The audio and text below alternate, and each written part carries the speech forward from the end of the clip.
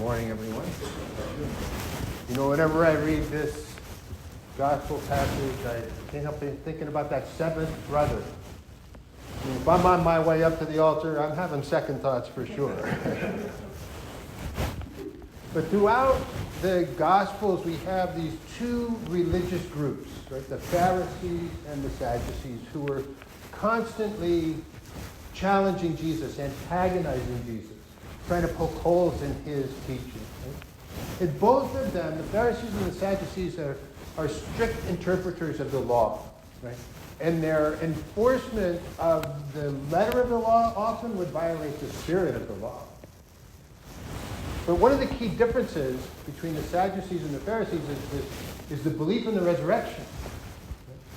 The Pharisees were like us insofar as they believed in the resurrection. But the Sadducees did not. Right? This earthly life, that's it. Once you're dead, you're gone. That's all.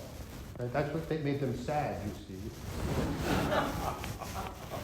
But Jesus, of course, challenges that. As the Sadducees are challenging him, he points out, God is the God of the living. He's the God of Abraham, of Isaac, of Jacob. Right? And so therefore, there has to be a resurrection. And that's really good news. Right? But the thing about the resurrection is that it's not guaranteed. Right? It's offered freely to all, but not all accept that invitation. Not everyone merits a share in the resurrection. Now, when I was a little boy, I grew up near San Jose. When I was a little boy, there was a popular song by Dionne Warwick. Do you know the way to San Jose? Know that song? Well, I'm not saying it's a great song, right? And my singing doesn't do it a lot of justice, right? But it's a really good question. Do you know the way? Right? Because if I want to go somewhere, like I want to go to San Jose and I don't know the way to get there, I'm not going to get there. If you invite me over to your house, I don't know where you live, I don't know the way to get to your house, I'm probably not going to show up. And the same is true for the resurrection. If I don't know the way to get there, I'm probably not going to get there. So I think most of us gathered here today know the way. Jesus Christ. Faith in Christ Jesus is the way to the resurrection. But faith isn't passive. Faith demands action. Right? So how do we do that? How do we practice our faith? How do we show our love for Christ? If I say I have a personal relationship with Christ, I love Jesus, but it doesn't inform how I live my life, I'm kidding myself. I think one of the ways we can show our love for Jesus is what we're doing here today, right?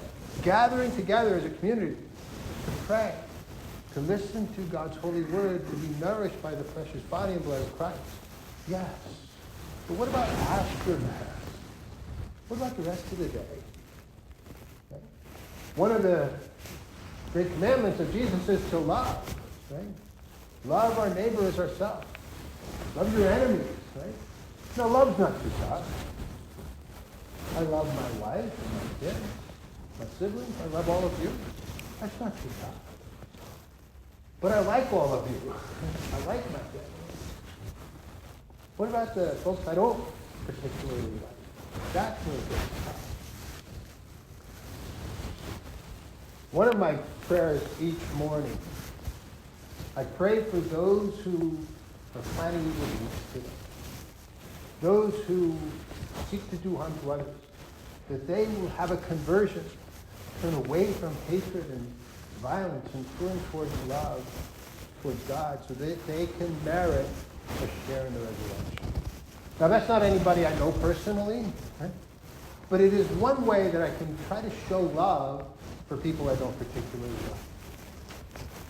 Another way that I can try to show love to people I don't particularly like is walking down the street and I encounter maybe a disheveled-looking person looking for money with their hand out. And my inclination, honestly, is to kind of walk past them and not make eye contact. Right? If I'm honest with myself, that's kind of what I do often. But one way I can show love is to stop, say hello, and greet them and have a conversation with them. I don't have to give them money, but I can treat them as a human being. Because if I walk right past them as if they're a piece of furniture, that's not very loving. Okay? So today, as we gather together, as we reflect on the way to merit a share in the resurrection, let's ask Jesus for that strength to love as Jesus loved.